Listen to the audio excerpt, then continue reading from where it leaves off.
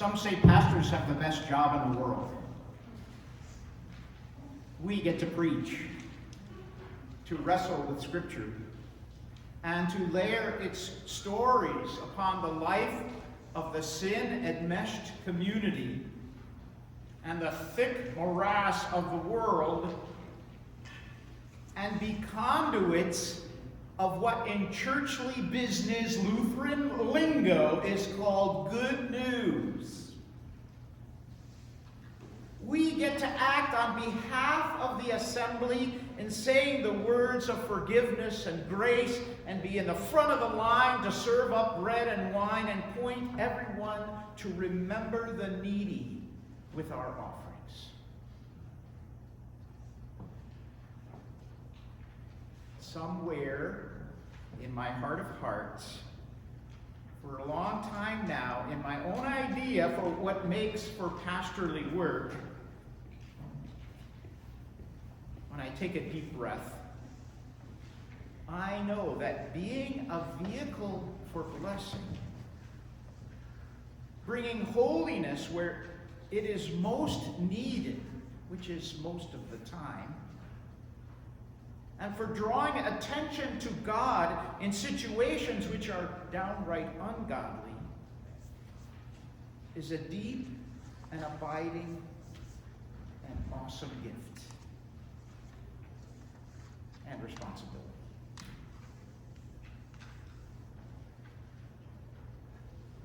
I would be lying if I said it was easy. If I were Pinocchio, you all know Pinocchio, right? My nose would start growing larger and larger if I said ministry is a guaranteed joy.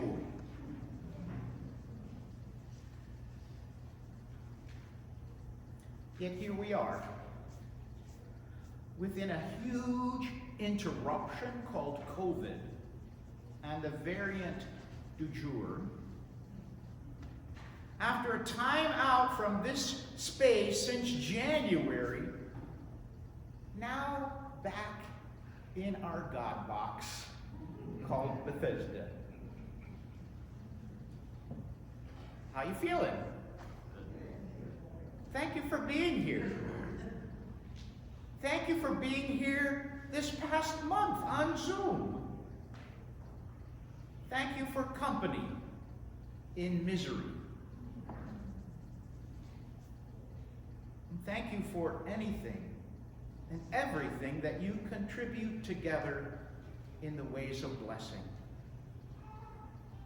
Giving and receiving and struggling for the sake of God.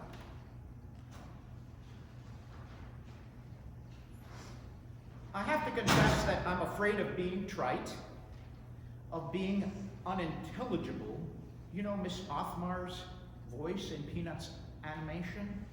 When the teacher doesn't come out as using words, but only gibberish?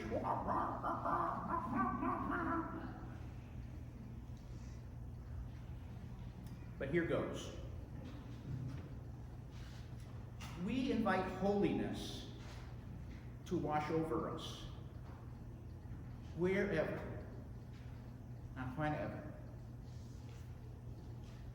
When we feel ecstatic to be alive and with one another, and when all hope seems lost.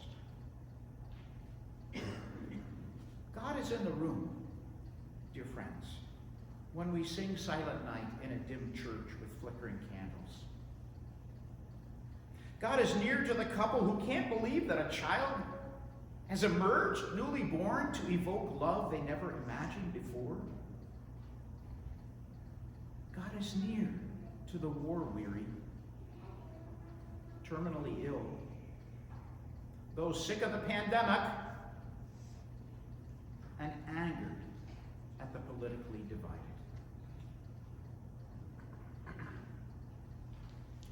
T.S. Eliot's words may sound naive, but perhaps they will speak to us today. He says, "What life have you if you have not life together? There is no life that is not in community, and no community not lived in praise of God. I'll take that as my motto. In what can only be a scene, now I'm making a shift, and what only can be a scene from Fantastic Beasts and Where to Find Them, someone named Isaiah told a story of God in the room, with swirling winged snakes, otherwise known as seraphs. That's what they really looked like. Priscilla knew, I told her before she read. And if there were cherubim, I don't know that cherubim are mentioned in the reading, I would only say, get cute naked babies out of your Victorian brains. And imagine dragons instead, which is a more accurate picture. Did I say God in the room? With dragons, and serpents, and snakes, with wings. What was that picture? So big was God's presence that their robe, the very hem of the robe, filled the room. That regal garment could only be seen as the bottom, the hem, and that bottom part, that hem stuffed the temple, not known for being puny, but also huge. The fantastic beasts, known as seraphim and cherubim, led the praise with their thrice holy, which we also sing around the altar at communion to note, underscore, and lift up that the whole earth is full of glory, the very weightiness and presence of God, which in Isaiah's tale was awesome, noisy, and unsettling, like an earthquake. And this experience of God in the God box brought Isaiah to realize his worth, his smallness, his I am not in control and not worthy, and therefore get me out of here. Well, a winged serpent seraph had to give him a sedative, which was described as a burning coal on his lips, which somehow turned Isaiah around from a trembling scaredy cat to a hand-raising recruit to bring God's blessing to people. Pick me! Pick me! Or if not blessing, then to bring truth. Truth that we live in a messy world, and that we have made the mess, and that we will be living with the mess. Only all hope is not lost.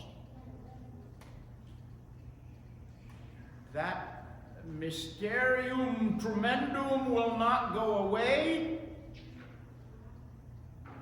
The holy seed is buried deep within and will bear fruit. Even when what we see and what we feel is scorched earth and abandoned.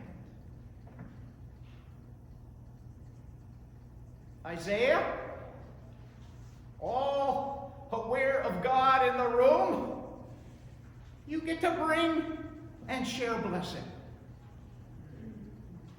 wherever and whenever.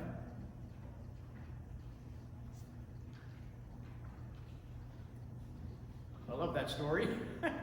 That Isaiah story. And that call is something. The gospel story is another something. Peter is not in the temple. He's at the office. And the office is the Sea of Galilee, actually a lake in present-day Israel, also known as Gennesaret, which is what I read. In Hebrew, it's Kenneseret, which means heart. I love saying this. Why is it heart? Because the lake is shaped like a heart. You're welcome. And the rabbi who is just making his mark with his teaching tells Peter how to do his job.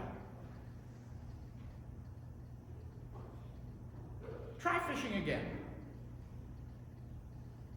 Peter agrees, like, whatever, Jesus. In the middle of Peter's milieu, his workaday place on the water, so many fish jump into the net that he can't possibly pull them in without the help of colleagues. The volume of fish hauled in wouldn't just provide for the day, just one day, but reveal so much more than was ever expected. Which brings Peter to his knees, which aligned Peter to the smallness that Isaiah felt. The, oh my God, literally. Who am I? And what am I doing? And who are you, Jesus? Get me out of here.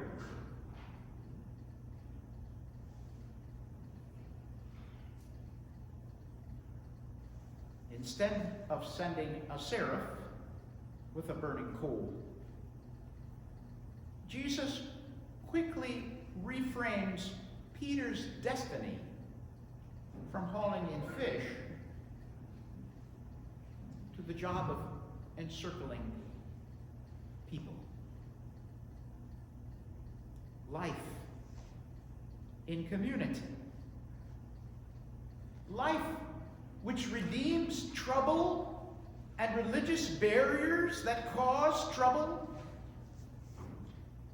to bring blessing for workers like Peter. People slogging through the day and the week like us. People who can't see their way out because their eyes have been looking only in one place, down.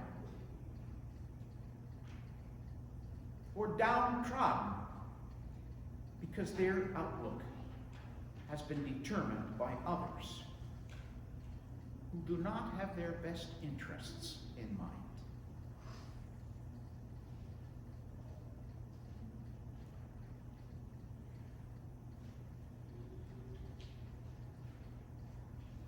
Just for today, maybe for a moment tomorrow, in what can only be a leap of faith or a looking up and out. Might take a slap in the face, or the tension of a God box that slams into your Sunday morning or your Monday afternoon. Drop everything. Really, just drop everything. And see what's normally not seen. Feel what's beyond comprehension.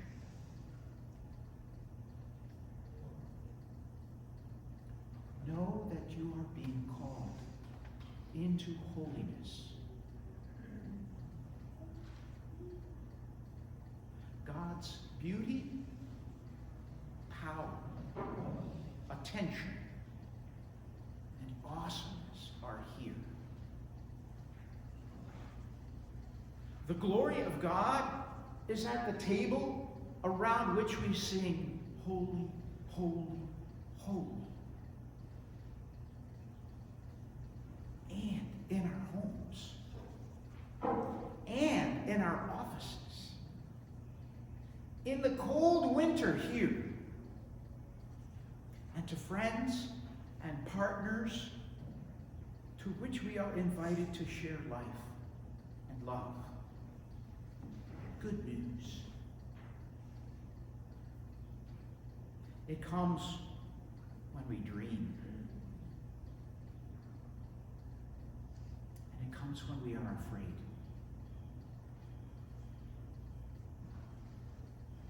It is hidden in suffering and planted deep like a holy seed to bring life from death.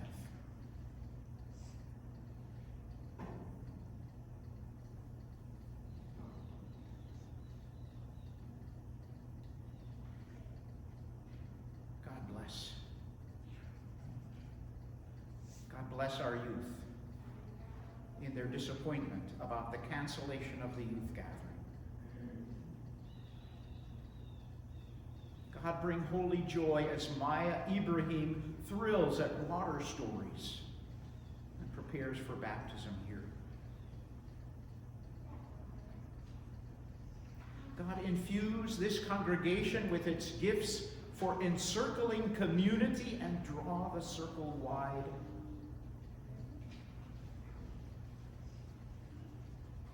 God, bring your holy presence wherever and whenever we are afraid or confused. And call us to be good company and to find good company for the journey together in love and praise until the end of our days. I'm going to say amen. Amen.